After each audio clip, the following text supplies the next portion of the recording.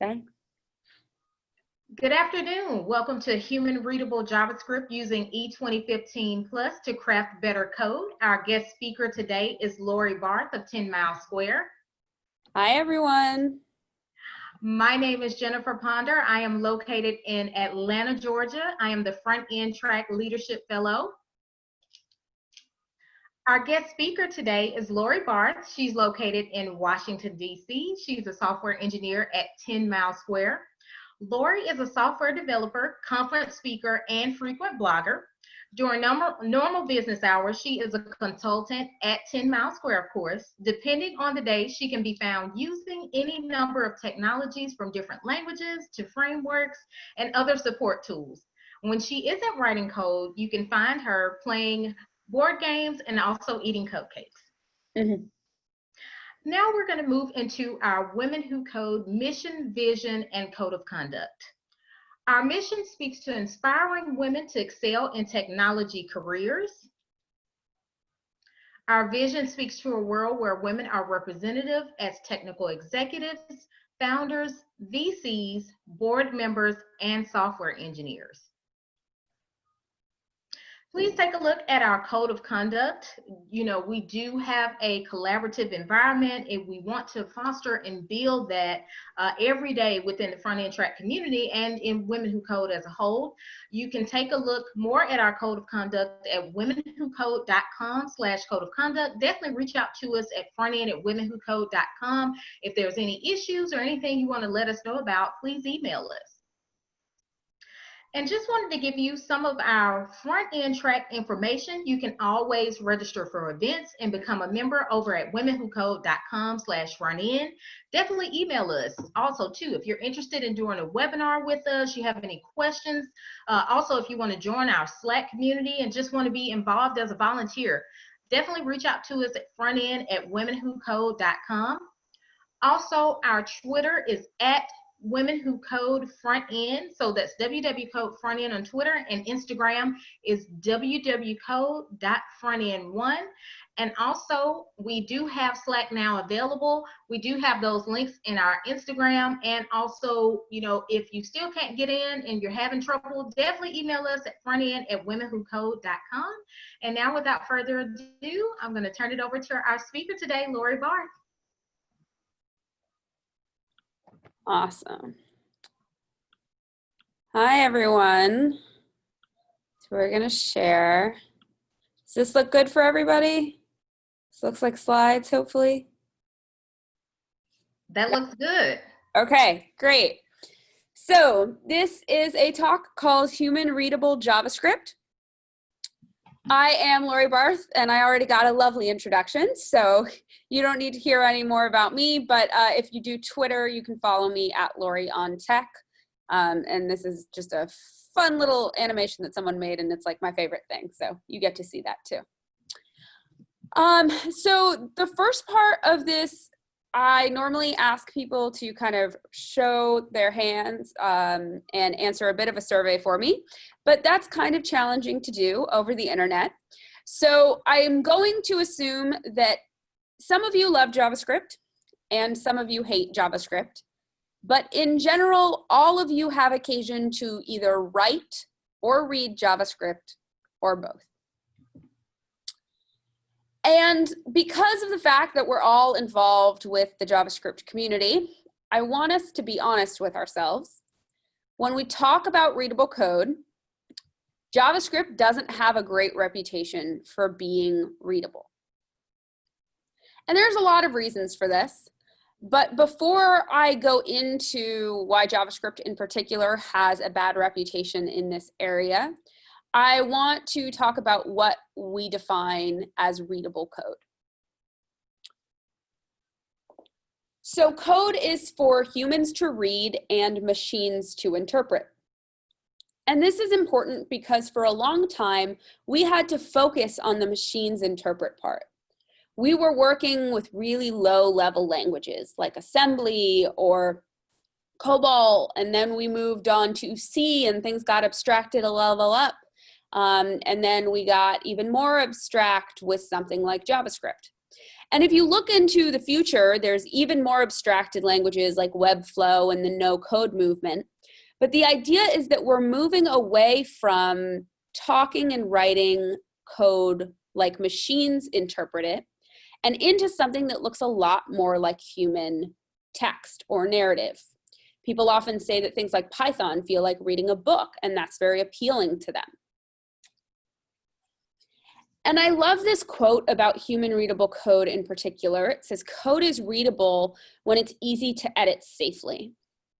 And this is particularly important to this conversation because we're not making readable code because we want it to be fun to read. We're making readable code because it helps us make more maintainable, scalable, approachable applications. It makes it easier to onboard people in the future. It makes it easier for ourselves if we haven't looked at our code in a while, since we all know it's a bit of a slap in the face when you go look at code that you haven't touched in 6 months and can't remember what you were trying to do. And it's better for teams as a whole. It makes collaboration easier. It makes your project more maintainable. So there's a few issues to consider when talking about being able to edit safely and writing readable code. The first is the idea of separation of concerns. And this isn't just in the architecture of your application, it's actually in the lines of code you write individually. A function doing one thing, recognizing that maybe you want an if statement instead of a ternary operator, making decisions that allow you to look at single lines of code and understand what they're doing instead of having a bunch of chained operations at once. Another consideration is clear structure. And we often think of pyramid code or code that's, 1,000 lines in a file. And we have linters and prettier and other things that format our code and make it a little bit easier to read. But you can still make messes, code that's just this giant block of information that isn't really easy to consume or delineated in any way. If we think about it the way that we read blog posts or textbooks, we have chapters, we have headings, all of those things are relevant. And so our function signatures are similar to that, and the way that we put spacing in our code and all of that makes the structure clearer. And then we get into the idea that we're going to talk about today, which is expressive code. In most languages, though in JavaScript in particular, there are a lot of ways to do the same thing. And the idea of expressive code is that you're not choosing the latest and greatest way of doing something, all things considered, assuming that performance is the same and it's accomplishing the same thing. You're choosing the thing that's most readable. You're choosing the set of code to accomplish your logic and operation that's the most intuitive, that at first glance can be scanned and it's clear what you're trying to accomplish, versus an alternative which may be a little more syntactically complex or a little more terse and short and confusing. So assuming all of those things about readable code, I'm going to come back to my original statement, which is a little harsh, but JavaScript is not particularly good at this. Historically, it doesn't have a great reputation. And that comes from a few different areas. The first is that it's bloated. And I don't mean node modules, though that's always the joke. What I mean is JavaScript used to be hidden around in script tags of HTML files. So you would quite literally need to go on a hunt to determine where your code was and what it was doing. And as a result, people would try and make their JavaScript lines as short as possible and have as few characters as possible, because then it wouldn't be bloated anymore. But then we came up with really unintuitive ways of doing things. I'm going to pick on jQuery a little bit. It's not fair because jQuery paved the way for a lot of what we have now, but this is not intuitive. Dollar signs don't particularly convey any information. They confuse people and all of a sudden make something that could be a lot more easy to comprehend look kind of alien. And finally, we have the reputation JavaScript has for being slick. Now, this is not JavaScript's fault. This is our fault. We have a habit of hiding JavaScript in script tags and therefore making them as short as humanly possible. This is a solution to FizzBuzz. It's got a whole bunch of ternary operators there and a mess of other stuff. This is not a readable statement of code, even if it's short, even if it accomplishes what you're trying to do. So the good news is that JavaScript has changed. And we're going to talk about how we can use these changes in JavaScript to save the language, because JavaScript appears everywhere. It is the de facto language of the web. And what people don't recognize is if it's so popular and appears in so many places, there are going to be a whole bunch of people who read it and don't write it. And if you're reading code that's incredibly terse and difficult to understand and not written in a way that's easy to consume, you're going to start to resent it and the people who write it. So we need to course correct and pay attention to the way we write JavaScript so that it can be around for many years to come. So there's a really great book called Simplifying JavaScript by Joe Morgan that's going to go through a lot of what I talk about today. He has a slightly different take on things, but it's a really well-written book, and I recommend it if you are interested in this topic. So for those of you who aren't familiar, JavaScript is based on a standard, and that standard is called ECMAScript. It's often referred to as ES, just like JavaScript is referred to as JS. And the point of ECMAScript is to say what JavaScript could do. Then it's up to the JavaScript engine to determine what it can do. Now, JavaScript engines appear in a few different places. They appear in browsers like Chrome and Safari and Firefox and your mobile devices. There's a JavaScript engine in Node, which is why and how it can be a standalone language.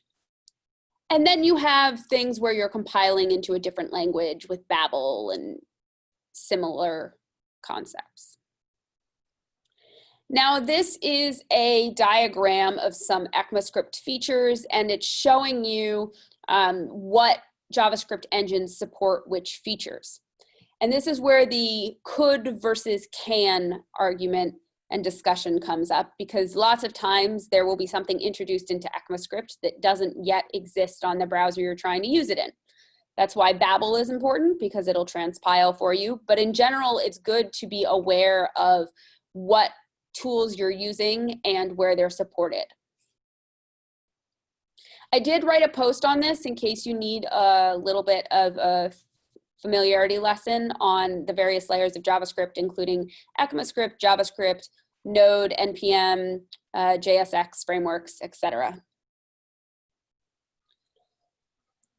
But what's important to know is that ES2015 marked a major departure in the ECMAScript standard. ES2015 is sometimes referred to as ES6 colloquially, if you've seen it like that. But the ECMAScript standard introduced a lot of major things that we're familiar with now, things like the spread operator and import-export destructuring assignment. And ES2015 is currently the most supported ECMAScript version in various browsers, Babel, etc. And so it marks this major departure, and people start looking at JavaScript as more of a robust language than it was historically. So we are going to save JavaScript by live coding, because that's fun. So in case anyone is curious, the extension that I'm about to use is called Quokka. Quokka. But it's going to show us what would happen if we were actually compiling and running this JavaScript. All right.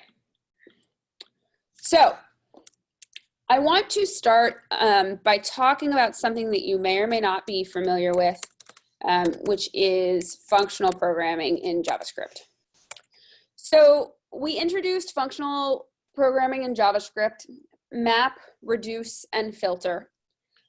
And along with it, people could pass functions into these functional methods, and they would operate on the element in an array, for example, that was being passed into it. So mapped is the example we're going to use. And map takes in a function that operates on each element. And in this case, we're just going to say multiplies it times 2. And then I can type mapped, and Quokka is showing us what it would have been. So I'm introducing this because I want to talk about human readability with a very explicit example. So this arrow function is passed into map. This is one way to do it. You can add parentheses and everything still works. Does it add anything? Does it take anything away? Recognize that if we were passing in 2 arguments, the parentheses wouldn't be optional anymore. We would have to use them. So what does that mean for consistency? We can go a step further and add curly braces and a return statement. Again, our functionality is identical. We've added 2 more characters and a return. Is this easier to read? Is it harder? Isn't it important to know that if this function return was more than 1 line, we would have to use the curly braces and the return keyword? What does that mean for consistency? Well, let's go a step further and get rid of the arrow function altogether and decide that we're going to use a function keyword. Is this clearer? Is it less clear? Does our audience make a difference? Would someone who's familiar with JavaScript prefer the arrow function versus someone who's familiar with another language? Let's take it one step further and remove everything and make it its own function and just pass in our method. It takes a method. It knows how to do the mapping and send the element through. Is this clearer? If you're going through a JavaScript project, how much of a difference does it make where you can find this function? Is it right above? Is it in a utility file? Is it in a complete third-party project? Is anyone going to confuse this for an object? Doesn't matter. The reason I use this example first is because I think it brings up a lot of questions. And they're important questions to ask ourselves. So I'm going to move on from this mapped example, but I want this type of thought process to be ringing in your head as we go through our other examples and talk about other syntax. So the next thing I want to talk about is destructuring assignment. Destructuring assignment was introduced in ES2015, and it allowed us to get rid of syntax that could be a little bit cumbersome. All of these dot this, dot this, dot this. Not the worst thing in the world, but when you end up getting embedded things like this, it gets a little long. So destructuring said, why don't we not do that and give you the ability to use curly braces to dive a level in? We match the key that we want to use, and that's now a top level access. to this object. We can take it a step further and say that we want to access thing. So we can nest this as much as we want. It's good to think about whether or not that's readable and when you might want to use it. Interestingly, you can also add aliases.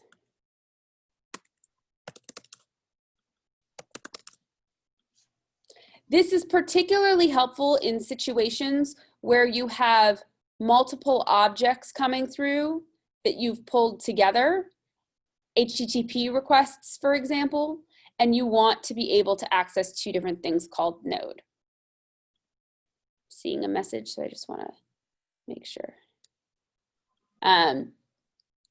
So this is how you can do this with objects. You can also do it with arrays. Arrays are interesting because the assignment in this case is based on order.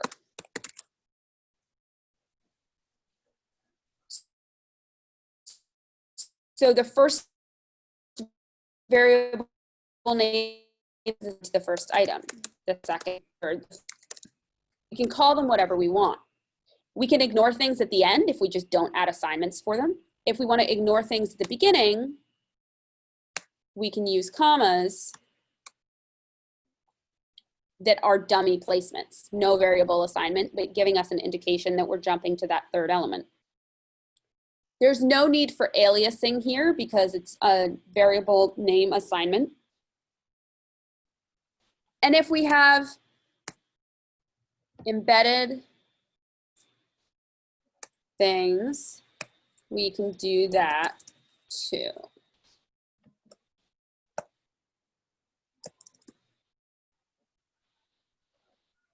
But what's particularly interesting about arrays is that in JavaScript, they are implemented using objects, but the keys are indices. So we get to do something like this. Note that we're using curly braces. We're treating it like an object. We can also do this and get the length. This is a really cool way to get something like first and last if we wanted to. So destructuring assignment is one of my favorite things, but I like it in part because the syntax is used elsewhere. It's consistent. So this is Code Sandbox, and it's just an example of a React project. In ES2015, we were introduced to the concept of JavaScript modules. Now, for those of you who are familiar with React or Vue or Angular even, you may be familiar with the concept of components. And components existed in React before JavaScript modules did. So there was a workaround for creating them. But when JavaScript modules were introduced, standalone snippets of code that could run in self-contained ways, components were then built on top of the modules concept. And so the syntax ends up looking a little bit like destructuring assignment because we have import and export syntax to share our components around our application. So I'm going to start by showing you this first component that we've defined in another file. It's exporting using the default keyword. I want to make sure everyone can see. Okay, cool. So we're going to import our default, which we'll call test.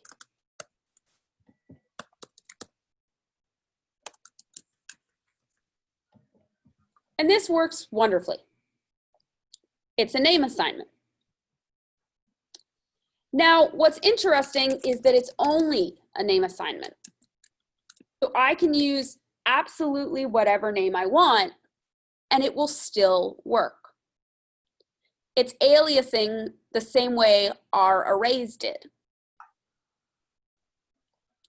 What gets interesting is what happens if I want to export another component in the same file. Well, I can't use the default keyword. I can only get one default per file. This one's called other though, so let's import it. As you can tell, that doesn't work because that name is getting assigned to the default keyword. As it turns out, JavaScript modules are objects. And so what we're really saying is we want the component with the key other that's inside of our object. So we use destructuring syntax. And we can do both at the same time. So we can get test and other. Now we also have the ability to do aliasing as we did before. Instead of a colon, we'll use as. And that works.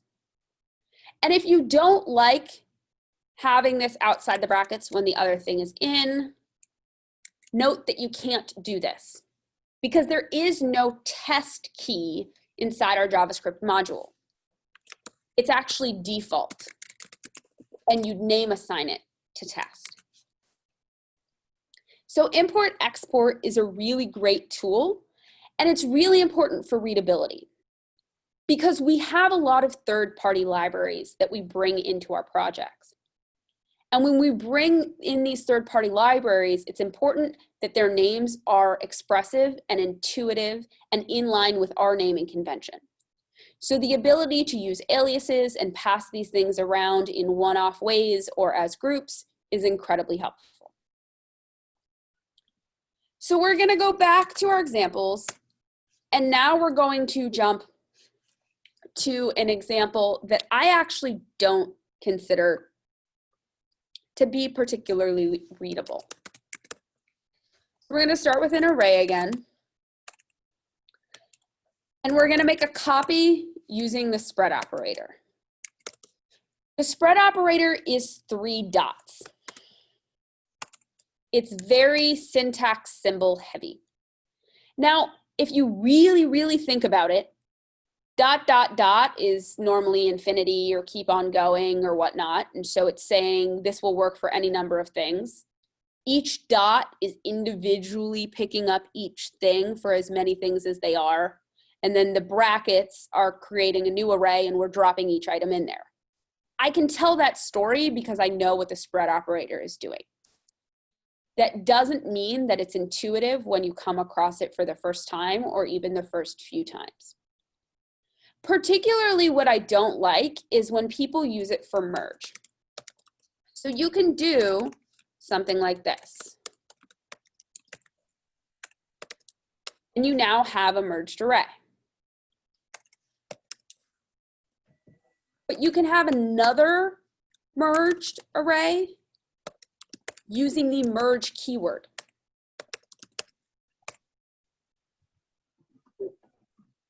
Oh, sorry, using the concat keyword. My brain's not working. This, to me, reads as a lot more readable and a lot more intuitive.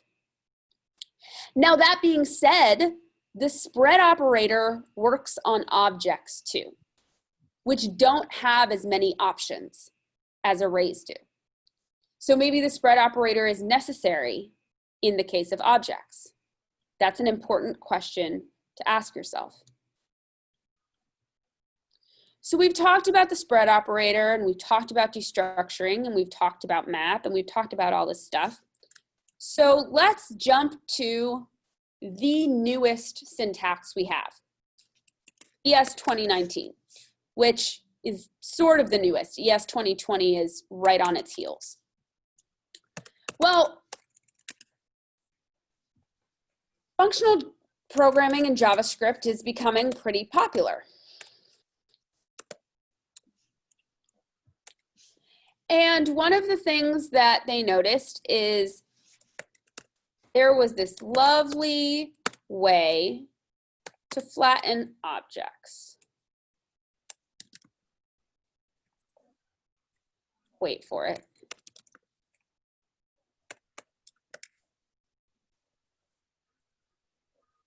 Did I flatten it?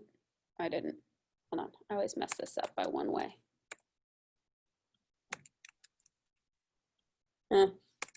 Just trust me, this is supposed to work, and this is why I can never remember it, because it's this really gnarly way of flattening things. So it's something similar to this, but this is what everybody had to do for a really long time. And that's not super fun. So they introduced flat on the array prototype method, and it takes in an argument. In this case, we're flattening at one level, so it's flattened one level. We can pass in 2 and flatten it fully. Note that if you pass in nothing, it's only flattening one level. It's lazy. If you want to flatten it all the way, you can pass in infinity, if I can spell it, and that'll flatten it regardless of what you have. Don't do this unless you know how deep your array is, or you can end up with some serious resource hogging errors. But this is a case where dot flat is intuitive. It's clear. It's pretty direct about what it's doing. So they actually decided to take it a step further. And they said, okay, arrays are super popular. And people like to do things like this. I'm going to use the terse version here just for brevity. People like to add in elements in the middle of their array. Well, they can do this. They can flatten. But instead of that, why don't we introduce flat map? Flat map is a combination of dot map dot flat. But keep in mind that it's dot map dot flat with no arguments, which defaults to one level of flattening. So if you do this, you'll have to flatten it again if you want to flatten it all the way. But again, flat map is very verbose, relatively intuitive, pretty clear what it's doing, which is great. Now we're going to get to my favorite ES2019 thing. But first we have to introduce something from ES2017. Now, you may be familiar with the fact that objects do not get a lot of love in JavaScript. Don't know why it is, but the array prototype seems to have all of the awesome features. So in ES2017, they introduced object.entries. Whoa, that was fun.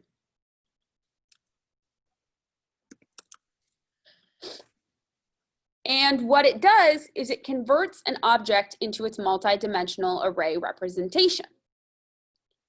And that's pretty nice, because all of a sudden, you can map things and say array.map key value. We're gonna make it key value plus 1. Let's see if I did this right the first time. Cool. So we've increased our value by 1. Well, what stunk about this was in order to get it back to an object, in order to make use of all these nice methods that we have on the array prototype, we had to do something like this. Let key value of mapped new object key equals value. We'll see if I get this right the first time around. Sweet. So you had to do all of this. And this is fine. It's not unreadable. It's somewhat descriptive, but making a new object and doing a loop and having a thing, and it's just a whole thing. So they introduced what many thought was a missing piece, object from entries. And it does the opposite of what object.entries does. It turns a multi-dimensional array into an object. So if we removed all of this, you'll note that we're just flipping back and forth between an object, an array, and an object. But I do want you to be careful of something. Object.fromEntries is really not built to take a multi-dimensional array from the start. So for example, if we had A1, B2, and A1, we'll call it A3, we're going to override because we have duplicative keys, which isn't a problem in arrays, it's only a problem in objects. The data structures are different for a reason. So keep that in mind when you use object.from entries. It's really best used in situations where you started with an object to begin with before you manipulated anything.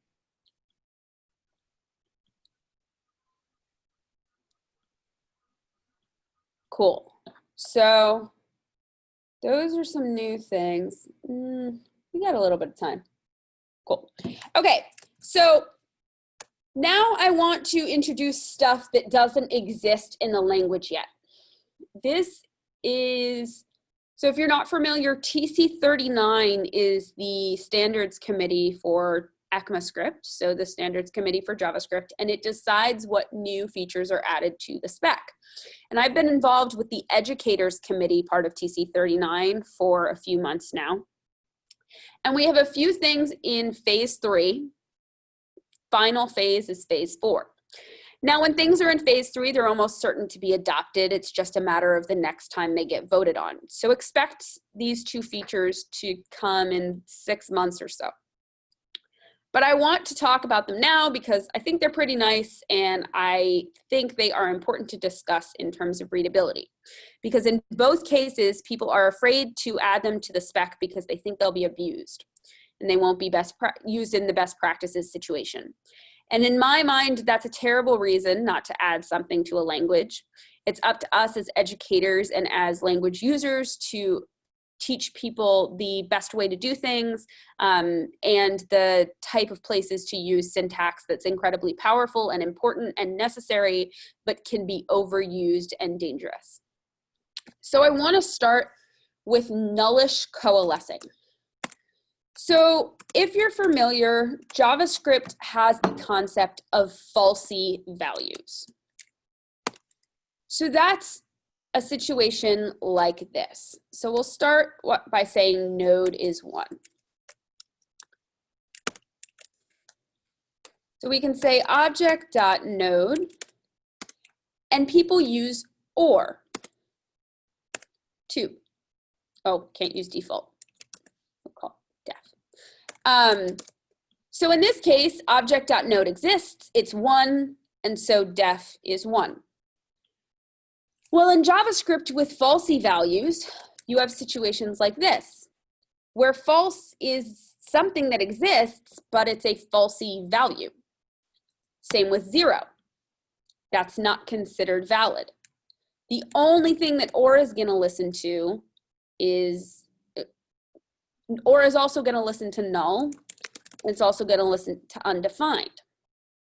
That's not ideal. You actually run into a lot of errors with falsy values in JavaScript. So what nullish coalescing is doing is introducing question mark, which is an alternative to OR, except it will only look for null or undefined. If this is 0, def will be 0. If this is false, def will be false.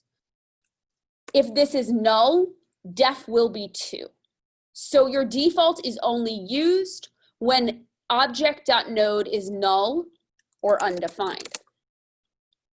So this is a really nice feature. And it's important because for a long time we didn't have this and the ability to listen to falsy values was problematic. Keep in mind though that this is question mark, 2 symbols, not great syntax. However, it's important to recognize the construct in which this exists. We have and. We have or. Question mark follows that standard and concept. So looking at it in that way is a little bit different.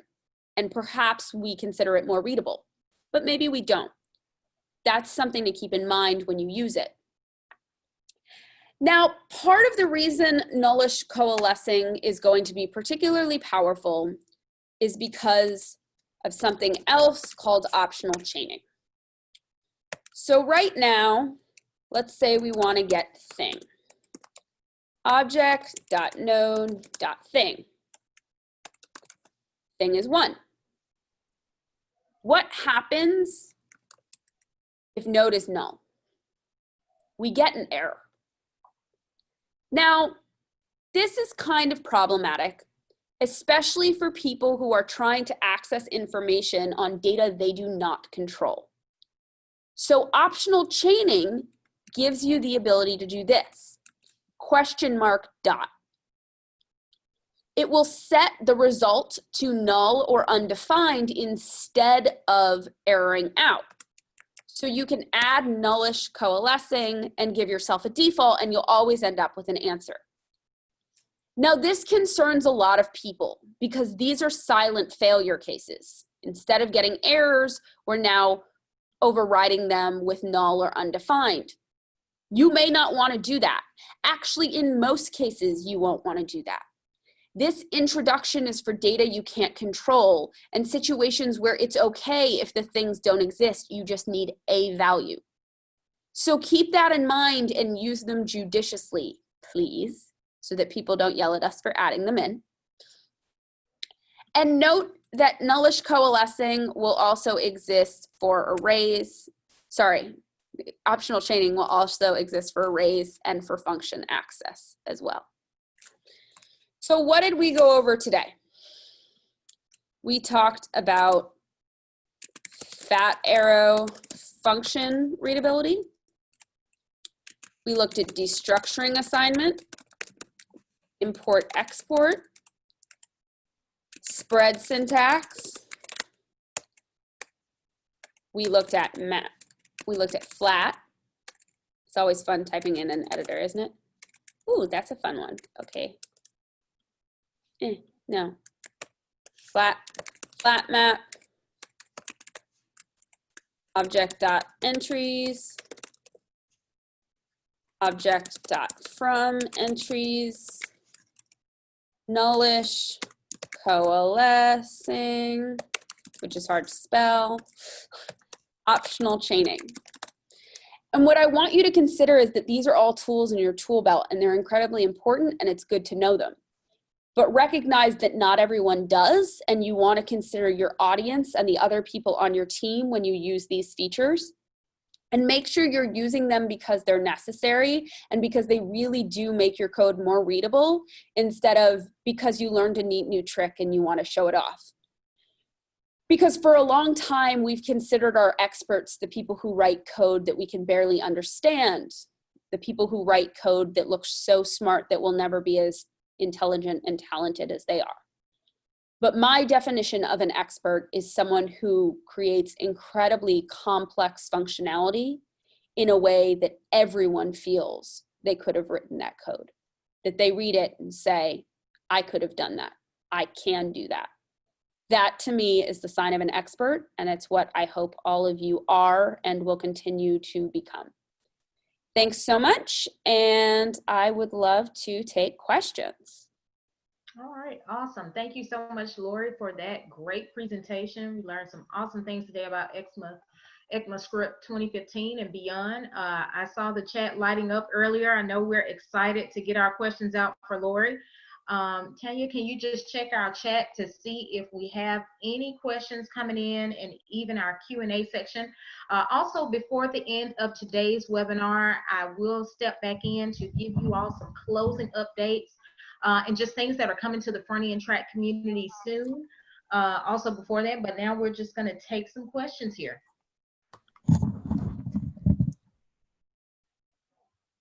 We haven't got any questions at the moment. Ooh, that's always fun. Not yet. I'm pretty sure there will be some soon, hopefully. Everyone's typing.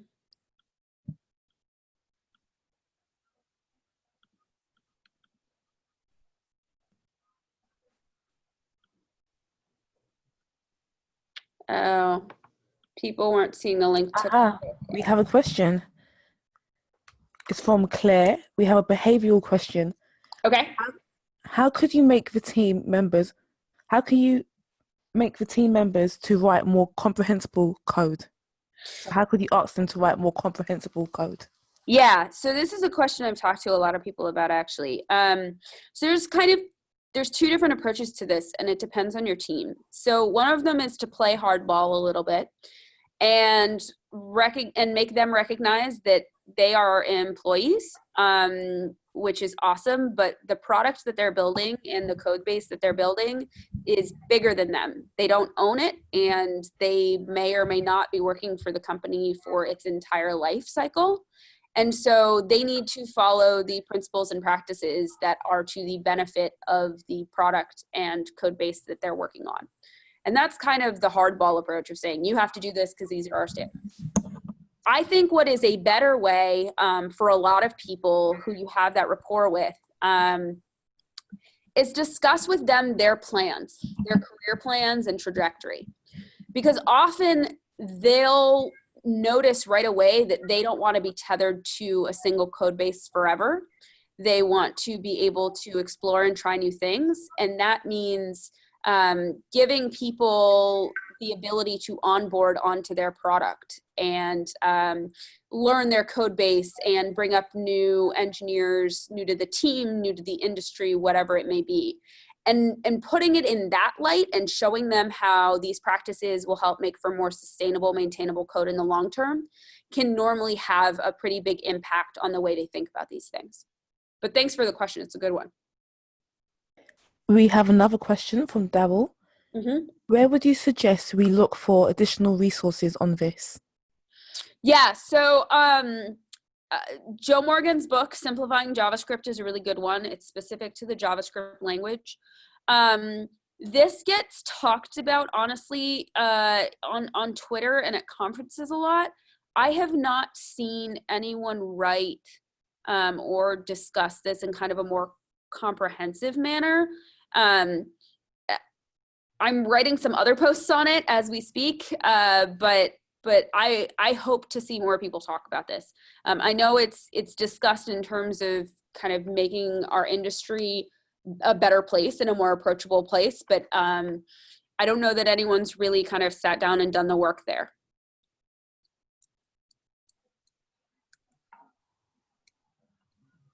Okay, we have another question. Mm-hmm. How do you choose to use all the functionalities of a language?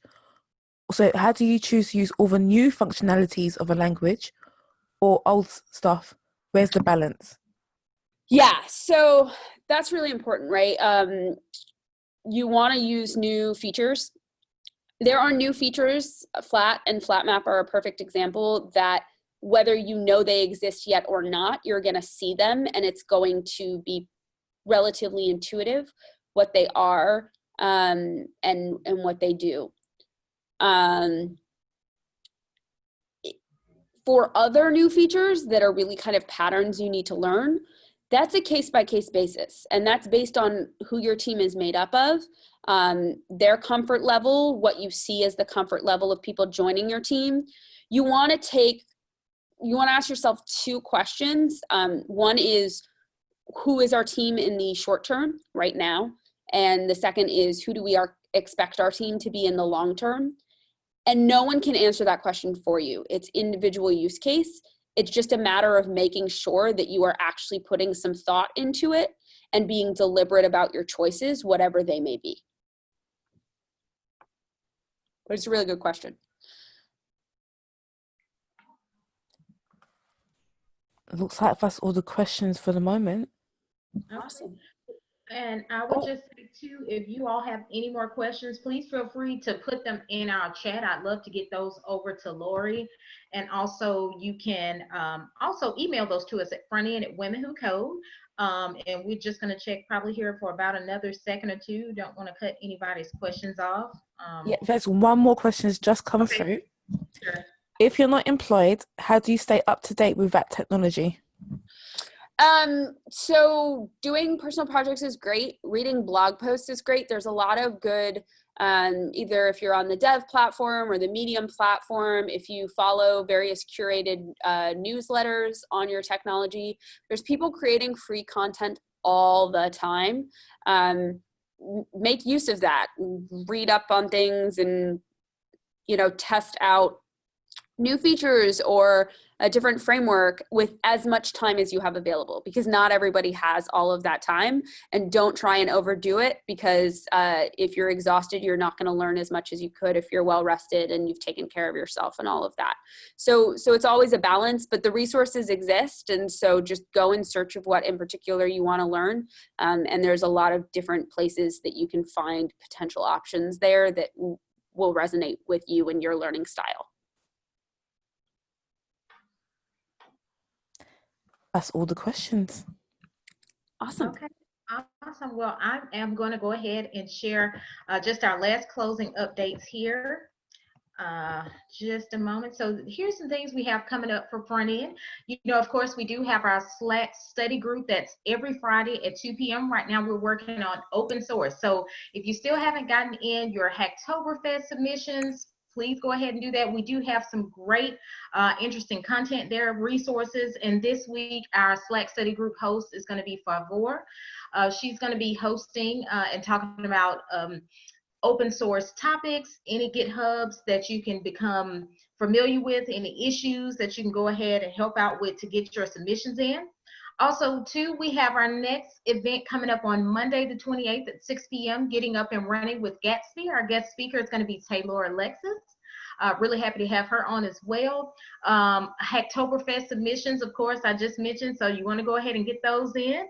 And the Women Who Code Data Pi Conference is coming up in Atlanta on November 2nd. So if you are here, please be sure to let us know if you want to come, if you are interested. We'd love to hear from you. And also, if you have any data science or Python related talks, or you know anyone that's interested, we're still taking submissions for this particular conference right now. And that's going to be located at Honeywell in Atlanta. And our next event, also Navigating a New Code Base, Tips and Tricks to Ease the Transition, with track evangelist Cecilia Martinez, is coming up on November 1st at 1 p.m. So make sure you keep a check on all of our events we have coming up. And also just wanted to say a special thank you to our sponsors, BCG Digital Ventures and the Home Depot. And we just want to thank everyone today for your time and watching this presentation. Please follow up with us on Slack and all of our social media. Also, you can reach out to Laurie if anything there. And also, if you have any additional questions that you think of, again, you can place those in our Slack or on our social, and we'd love to get those over. And just want to thank you again, Laurie, for your time today. And also, Tanya, thank you for moderating today. And let me just see, I think we have maybe one more. Let's check and see if we have one more question before we close out. Tanya, can you see the chat from your end? I think someone just said, how can we register for upcoming events? Yeah. Okay, yeah, you can go to our website, www.womenwhocode.com/frontend. You can click on the events tab, and all of our events are there. And also, if you're not a member and you'd like to become one, just click on the join button from that page.